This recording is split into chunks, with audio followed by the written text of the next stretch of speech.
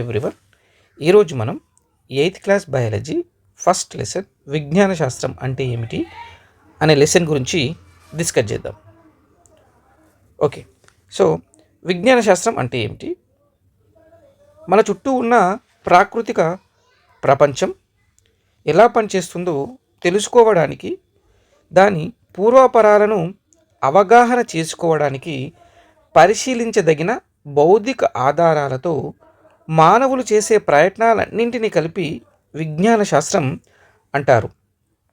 మన చుట్టూ ఉన్న ప్రాకృతిక ప్రపంచం ఎలా పనిచేస్తుంది, దాని గురించి తెలుసుకోవడానికి, దాని యొక్క పూర్వపరాలను అవగాహన చేసుకోవడానికి పరిశీలించదగిన బౌద్ధిక ఆధారాలతో మానవులు చేసే ప్రయత్నాలన్నింటినీ కలిపి విజ్ఞాన శాస్త్రం అంటారు. విజ్ఞాన శాస్త్రం అంటే ఒక ఆలోచన ప్రక్రియ. మనం ఎంపిక చేసుకున్న అంశాన్ని ఒక క్రమ పద్ధతిలో పాటిస్తూ ప్రయోగాల ద్వారా నిర్ధారణ చేసుకుంటూ జ్ఞానాన్ని పొందడమే విజ్ఞాన శాస్త్రం. విజ్ఞాన శాస్త్రం అంటే మనం ఎంపిక చేసుకున్న ఒక అంశాన్ని ఒక క్రమ పద్ధతిలో పాటిస్తూ ప్రయోగాల ద్వారా నిర్ధారణ చేసుకుంటూ జ్ఞానాన్ని పొందడమే విజ్ఞాన శాస్త్రం. ప్రకృతిలో దాగి ఉన్నటువంటి రహస్యాలను తెలుసుకోవడానికి ఒక పరికరంలా ఉపయోగపడే నిర్దిష్టమైన మార్గం విజ్ఞాన శాస్త్రం. కొన్ని క్వశ్చన్స్ని ఇప్పుడు చూద్దాం. చెట్లకు ఆకులు పసుపచ్చు రంగు రాగానే రాలిపోతాయి. ఎందుకు అలా రాలిపోతాయి? ఎందుకంటే క్లోరోఫిల్ తగ్గిపోవడంతో పసుపు, ఎరుపు రంగులు బయటపడతాయి. క్లోరోఫిల్ ఎప్పుడైతే తగ్గిపోతుందో అప్పుడు పసుపు అండ్ ఎరుపు రంగులు బయటపడతాయి. చివరికి ఆ ఆకులు ఆహారం తయారు చేసుకోలేక ఎండిపోయి రాలిపోతాయి. ఎందుకు తయారు చేసుకోవు అంటే దాంట్లో క్లోరోఫిల్ అనేది తగ్గిపోతుంది. క్లోరోఫిల్ అనేది తగ్గిపోవడం వల్ల అవి ఆహారం తయారు చేసుకోలేక ఎండిపోయి రాలిపోతాయి అన్నమాట. సింపుల్గా చెప్పాలంటే క్లోరోఫిల్ అనేది తగ్గిపోవడం వల్ల ఆకులు పసుపు పచ్చగా మారి రాలిపోతాయి. నెక్స్ట్, డబ్బాల్లో దాచిన మిఠాయిలను చీమలు ఎలా గుర్తిస్తాయి? చీమలకు మనలాగే ముక్కు ఉండదు, కానీ వాటి ముక్కు పనిని యాంటీనాలు చేస్తాయి. ఈ యాంటీనాలతో చీమలు గాలిలోని తీయని వాసన కణాలను, స్వీట్ స్మెల్ మాలిక్యూల్స్ని గ్రహిస్తాయి. ఈ యాంటీనాస్తో చీమలకు ఉన్నటువంటి యాంటీనాస్తో అవి ఏం చేస్తాయంటే గాలిలో ఉన్నటువంటి తీయని వాసన కణాలను ఈ యాంటీనాస్తో గ్రహిస్తాయి. మిఠాయిల వాసన చిన్న రంధ్రాల గుండా లేదా మూతలోని చిన్న చిల్లు ద్వారా బయటకు వస్తుంది. అప్పుడు చీమలు ఆ వాసనను అనుసరిస్తూ డబ్బా దగ్గరకు చేరేసి లోపలికి ప్రవేశిస్తాయి. సింపుల్గా చెప్పాలంటే చీమలు వాసనతో మిఠాయిలను గుర్తించి డబ్బాలోకి చేరి వాటిని తింటాయన్నమాట. నెక్స్ట్, పగలు సమయంలో నక్షత్రాలను ఎందుకు చూడలేము? ఎందుకంటే పగటి వేళలో సూర్యుడు ప్రకాశవంతంగా వెలుగుతాడు. ఆ సూర్యకాంతి ఆకాశాన్ని పూర్తిగా వెలుగుతోటి నింపేస్తుంది. సో రాత్రులు నక్షత్రాలు ఏవైతే ఉన్నాయో, నక్షత్రాలు పగటిలో కూడా ఆకాశంలోనే ఉంటాయి, అవి ఎక్కడికి పో. కానీ సూర్యుడి కాంతి చాలా బలంగా ఉంటుంది పగటి సమయంలో, కాబట్టి వాటి వెలుగును మన కళ్ళతో కనిపించనివ్వదు. నక్షత్రాల వెలుగును మన కళ్ళతో కనిపించనివ్వదు. రాత్రివేళ సూర్యుడు ఆకాశం మరోవైపు ఉన్నప్పుడు చీకటి ఏర్పడుతుంది. అప్పుడు నక్షత్రాల వెలుగు మనకు స్పష్టంగా కనిపిస్తుంది. ఎందుకంటే రాత్రివేళ సూర్యుడు ఆకాశంకు మరోవైపు ఉండడం వల్ల చీకటి ఏర్పడి అప్పుడు నక్షత్రాలు మన కంటికి స్పష్టంగా కనిపిస్తాయి అన్నమాట. సాంబారు చెడిపోతుంది, పచ్చళ్ళు చెడిపోవు ఎందుకు? ఎందుకంటే సాంబార్లో నీరు ఎక్కువగా ఉంటుంది, తడి పదార్థాలు కూడా ఉంటాయి. ఆ తడి వల్ల బ్యాక్టీరియా, ఫంగస్ వేగంగా త్వరగా పెరిగి దాన్ని చెడగొడతాయి. అదే పచ్చళ్ళలో చూసినట్లయితే ఉప్పు, నూనె, కారం ఉంటాయి, తడి తక్కువగా ఉంటుంది. సో ఇవి సూక్ష్మజీవులు పెరగకుండా అడ్డుకుంటాయి అన్నమాట, ఈ ఉప్పు, నూనె, కారం. అందువల్ల పచ్చళ్ళు ఎక్కువ రోజుల పాటు చెడిపోకుండా ఉంటాయి. సో సింపుల్గా చెప్పాలంటే నీరు ఎక్కువగా ఉండడం వల్ల సాంబార్ చెడిపోతుంది, కానీ ఉప్పు, నూనె ఉండడం వల్ల పచ్చళ్ళు అనేవి చెడిపోవు. నెక్స్ట్, వ్యాధులు ఎలా కలుగుతాయి, వాటిని మనం ఎలా నివారించవచ్చు? వ్యాధులు ఎట్లా కలుగుతాయంటే వ్యాధులు రెండు రకాలుగా కలుగుతాయి. So communicable disease and non communicable disease. సంచార వ్యాధులు, అసంచార వ్యాధులు.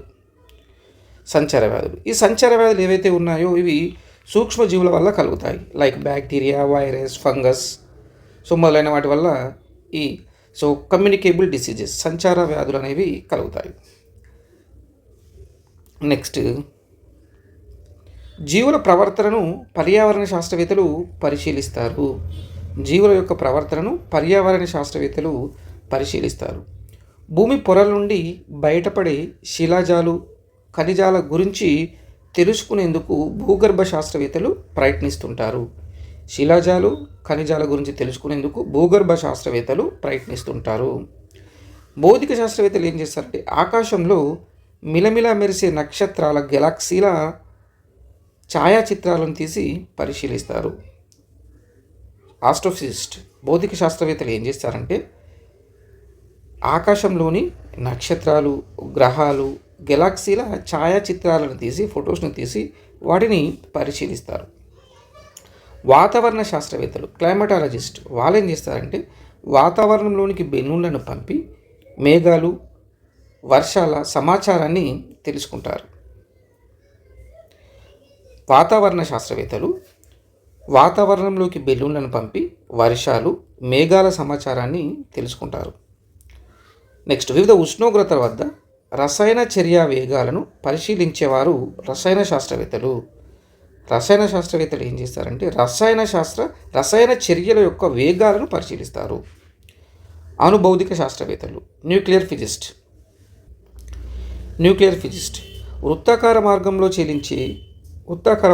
చెలించే అణువులు వాటిలోని అంశాల యొక్క వేగాలను కొలుస్తారు. అణుభౌతిక శాస్త్రవేత్తలు వృత్తాకార మార్గంలో చెలించే అణువులు వాటి యొక్క వేగాలను కొలుస్తారు. శాస్త్రవేత్తలు కణాల ప్రతిచర్యలను, కణాల యొక్క ఉద్దీపనలకు లోనయ్యే కణజాల ప్రతిచర్యలను పరిశీలిస్తారు. ఉద్దీపనలకు లోనయ్యే కణజాలాల ప్రతిచర్యను పరిశీలిస్తారు. ఎవరు పరిశీలిస్తారు అంటే శాస్త్రవేత్తలు. నెక్స్ట్, శాస్త్రం అనే పదం, సైన్స్ అనే పదం సైన్షియా అనే లాటిన్ పదం నుండి వచ్చింది. సైన్షియా అంటే జ్ఞానం అని అర్థం. అంటే జ్ఞానాన్ని సముపార్జన చేసే విధానాన్ని తెలిపేది. శాస్త్రం అనే పదం సైన్స్ అనే పదం నుంచి వచ్చింది. ఈ సైన్స్ అనే పదం లాటిన్ భాష నుంచి వచ్చింది. జన్యు శాస్త్రవేత్తలు కొన్ని లక్షణాలు ఒక తరం నుంచి మరొక తరానికి ఎలా సంక్రమిస్తాయో తెలియజేస్తారు. జన్యు శాస్త్రవేత్తలు కొన్ని లక్షణాలు ఒక తరం నుంచి మరొక తరానికి ఎలా సంక్రమిస్తాయో తెలియజేస్తారు. సైన్స్ గురించి కార్ల్ పాపర్ ఏమన్నాడంటే సరిదిద్దబడ్డ తప్పుల చరిత్రనే సైన్స్ అని అంటారు అని చెప్పాడు. అకార్డింగ్ టు కార్ల్ పాపర్, సైన్స్ అంటే సరిదిద్దబడ్డ తప్పుల చరిత్ర. ఆల్బర్ట్ ఐన్స్టీన్ కూడా ఏమంటాడంటే ప్రతి సంవత్సరం గత సంవత్సరం రాసిన దానిని మారుస్తుంటాను అని అన్నాడు. ప్రతి సంవత్సరం గత సంవత్సరం రాసిన దానిని మారుస్తుంటాను అని అన్నాడు. నెక్స్ట్, శాస్త్రీయ పద్ధతి అంటే శాస్త్రవేత్తలు కొన్ని సమస్యలకు మరియు కొన్ని ప్రశ్నలకు సమాధానాలు ఇస్తూ ఉంటారు. అలా సమాధానం ఇచ్చేటప్పుడు కొన్ని ప్రత్యేకమైన పద్ధతులను వినియోగిస్తారు. ఆ ప్రత్యేకమైన పద్ధతుల్ని శాస్త్రీయ పద్ధతులు అంటారు. శాస్త్రవేత్తలు కొన్ని సమస్యలకు, కొన్ని ప్రశ్నలకు సమాధానాలు ఇస్తూ ఉంటారు. అలా సమాధానం ఇచ్చేటప్పుడు కొన్ని ప్రత్యేకమైన పద్ధతులను వారు వినియోగిస్తారు. సో ఈ ప్రత్యేకమైన పద్ధతులని శాస్త్రీయ పద్ధతులు అంటారు. శాస్త్రీయ పద్ధతుల్లో కొన్ని సోపానాలు: 1. పరిశీలన చేయడం, 2. పరికల్పనను రూపొందించడం, 3. ప్రయోగం కోసం ప్రణాళిక, 4. ప్రయోగం నిర్వహించడం, 5. నిర్ధారించడం ఫలితాల ప్రదర్శన చేయడం. శాస్త్రీయ పద్ధతుల్లోని కొన్ని సోపానాలు. ఫస్ట్, పరిశీలన ప్రశ్నించడం. ఫస్ట్ వన్ పరిశీలన, ప్రశ్నించడం. సెకండ్ వన్ పరికల్పనను రూపొందించడం. థర్డ్ వన్ ప్రయోగం కోసం